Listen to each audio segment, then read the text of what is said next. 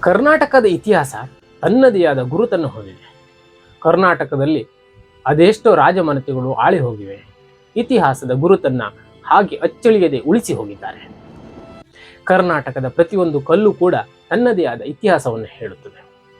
ಇಲ್ಲಿ ಆಳಿದ ರಾಜಮನೆತನಗಳಲ್ಲಿ ಕದಂಬರು ಪ್ರಪ್ರಥಮವಾಗಿ ಸ್ವತಂತ್ರವಾಗಿ ಬನವಾಸಿಯ ಮೂಲಕ ರಾಜ್ಯಭಾರ ಮಾಡಿದರು. ಚಾಲುಕ್ಯರು ಬಾದಾಮಿ, ಐಹೊಳೆ, ಪಟ್ಟದಕಲ್ಲಿನಂತಹ ವಾಸ್ತುಶಿಲ್ಪವನ್ನು ರಚಿಸಿದರು.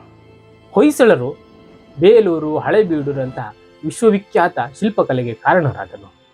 ವಿಜಯನಗರವಂತೂ ತನ್ನ ಇತಿಹಾಸದ ಪುಟಗಳಲ್ಲಿ ಸ್ವರ್ಣಯುಗವನ್ನು ಬರೆಯಿತು. ಮೈಸೂರಿನ ಒಡೆಯರು ಇಲ್ಲಿನ ಆಡಳಿತ, ಶಿಕ್ಷಣ, ವಿಜ್ಞಾನಕ್ಕೆ ಹೊಸ ನಾಂದಿಯನ್ನು ಬರೆದರು. ಇವರೆಲ್ಲರ ಕೊಡುಗೆಯೇ ಇಂದಿನ ಕರ್ನಾಟಕದ ಇತಿಹಾಸ, ಸಂಸ್ಕೃತಿ. ಕರ್ನಾಟಕ ದರ್ಶನ ಮುಂದುವರಿಯುತ್ತದೆ. ನಮ್ಮ ಫಸ್ಟ್ ರಿಯಾಕ್ಷನ್ ಚಾನಲನ್ನು ಲೈಕ್ ಮಾಡಿ, ಸಬ್ಸ್ಕ್ರೈಬ್ ಮಾಡಿ, ಫಾಲೋ ಮಾಡಿ.